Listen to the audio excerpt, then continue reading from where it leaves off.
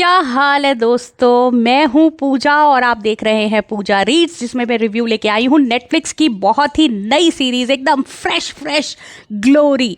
ये जो सीरीज है ये 1 मई को ही रिलीज हुई है नेटफ्लिक्स पे और बहुत ही क्या बोलूँ 7 एपिसोड्स है इसमें। मैंने देख डाली क्योंकि मुझे रिव्यू देना था। और स्टोरी अगर मैं बताऊँ तो हरियाणा के एक टाउन शक्तिगढ़, जो कि एक फिक्शनल टाउन है, उसमें इन्होंने सेटअप की है। स्टोरी में 2 भाई हैं, देव और रवि।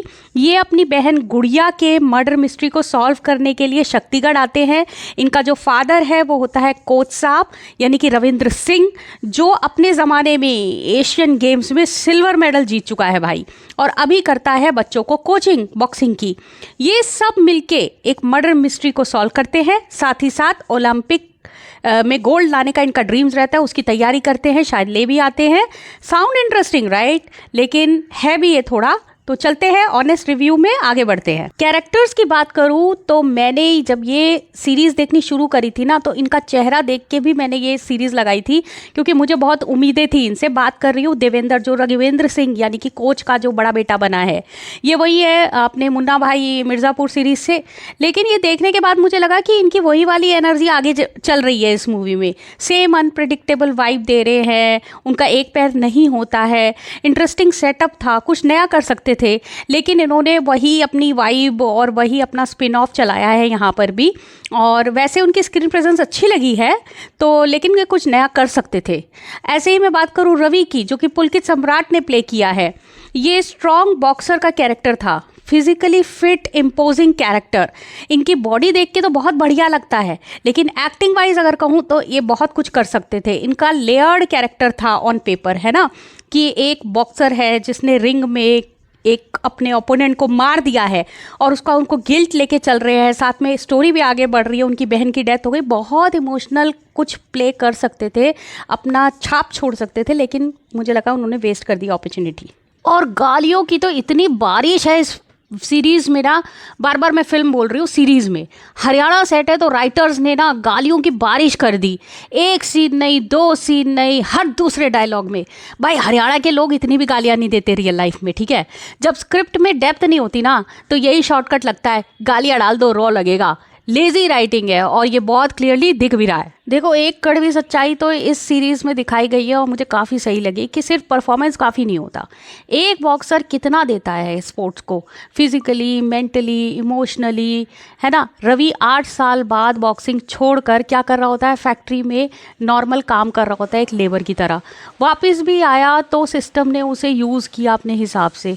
कोच की लेगेसी के लिए बाप ने उसको यूज़ किया ताकि वो गोल्ड मेडल लाए, उसके नाम को आगे बढ़ाए। तो इस सीरीज़ को देख के ये पता लगता है कि सिर्फ परफॉर्मेंस काफ़ी नहीं है, टैलेंट काफ़ी नहीं है, पॉलिटिक्स होता है, जेंडर होता है, कनेक्शंस होते हैं, कितनी सारी चीज़ें हैं। और ये चीज़ सिर्फ फिक्शन नहीं है, मुझे लगता है स्पोर्ट्स में बल्कि हर फील्ड में ये होता है पॉलिटिक्स बाजी। एक और यहाँ पे हरियाणा की प्रॉब्लम हाईलाइट करी हुई है, वो है मोल की बहू, यानी कि बहू खरीद के लाना, पैसे से खरीद के दूसरे स्टेट से लड़कियाँ लेके आना और उन्हें अपने घर की बहू बना लेना। तो एक बहुत ही इंटरेस्टिंग कैरेक्टर इसमें आया है, जो कि है भारती। वो होती है इंस्पेक्टर अरविंद की वाइफ, ठीक है। ये जो कैरेक्टर है ना, ये झारखंड से लिटरली खरीद के लाई गई है 20,000 रुपये में। इसके अपने पेरेंट्स ने इसको बेच दिया। और ये जो बंदा होता है अरविंद, जो इंस्पेक्टर होता है ना, ये इम्पोर्टेंट होता है और पूरे शहर को इसका पता होता है। तो इसकी पहली बीवी भाग गई होती है और इसको खरीद के लाया गया होता है। अब सुनने में ऐसा लग रहा होगा कितना ट्रैजिक बैकग्राउंड है इस लड़की का, कितनी दुख भरी इसकी स्टोरी है, और इसी चक्कर में ना रवि भी इससे फंस जाता है। पर ट्विस्ट पता है क्या है, भारती खुद अब लड़कियां लाके नेटवर्क चलाती है शक्तिगढ़ में। मतलब वो खुद बेचारी इसी प्रॉब्लम से गुजरी है, लेकिन दूसरी लड़कियों को इसी प्रॉब्लम में फिर से डाल रही है। तो झारखंड के गांव से लड़कियां लाती है और शादी कराती है यहाँ, कुछ को ब्रॉथल्स में बेच देती है और खूब पैसा बना रही होती है। इंस्पेक्टर की बीवी होना उसका परफेक्ट कवर होता है, उसको कोई शक भी नहीं करता और मतलब खूब अपना खरीदती है, अपने शौक पूरे करती है उस पैसे से। तो ये कैरेक्टर ट्रेजेडी भी है और विलन भी है, तो बड़ा कॉम्प्लेक्स सा कैरेक्टर है और इस सीरीज़ का बेस्ट रिटन कैरेक्टर है और बहुत अच्छा प्ले किया है जो भी एक्टर है उन्होंने। एक बहुत ही रिलेटेबल चीज़ इसमें है, वो है कोच साहब का जुनून, है ना। इस सीरीज़ में दिखाया है कि कैसे कोच रघुवीर सिंह जो है वो गोल्ड मेडल के लिए पागल होते हैं। उनका जुनून इतना होता है कि किसी भी हद तक वो जा सकते हैं। सीरीज़ के एंड तक पता चलता है कि कितना सच ये बात थी। एक बाप ने अपनी बेटी को डिस्ट्रैक्शन समझ के उसका मर्डर तक कर दिया। एक कोच जो अपने स्टूडेंट के सपने से बड़ा अपना सपना समझता है। तो ये ऑब्सेशन जो एक देख के लगा कितना क्रीपी है ये, और सैडली रिलेटेबल है। कितने सारे कोचेस, कितने सारे पेरेंट्स ऐसे ही होते हैं ना। और पता है क्या, एक कैरेक्टर ऐसा भी है जिसे आपको देख के लगेगा what was that, Sikandar Kher का कैरेक्टर। जी हाँ, इस सीरीज में ना सिकंदर खेर भी है, किरण खेर का बेटा। और एक कैरेक्टर प्ले करता है जो कि मतलब यार समझ आज तक समझ में ही नहीं आया उसका क्या करना चाह रहा था, वो कहाँ जा रहा था। बेकार लगा मुझे, मतलब बिल्कुल ही बेकार, अनक्लियर, अननेसेसरी। तो ऐसी स्ट्रॉन्ग कास्ट में इतना hollow character, it's a waste I think. तो भाई मुद्दे की बात, फाइनल वर्डिक्ट क्या है, देखे ना देखे, बोरिंग है, इंटरेस्टिंग है, क्या है? तो मैं बताती हूँ। ग्लोरी ना 7 एपिसोड की क्राइम स्पोर्ट थ्रिलर है जो प्रॉमिसिंग स्टार्ट करती है। बॉक्सिंग के डार्क वर्ल्ड को दिखाती है, हरियाणा की पावर पॉलिटिक्स, फैमिली के अंदर के पावर डायनामिक्स, सब कुछ इंटरेस्टिंग है। दिव्येंदु कुछ सीन्स में सच में जेन्युइनली स्ट्रॉन्ग लगे हैं।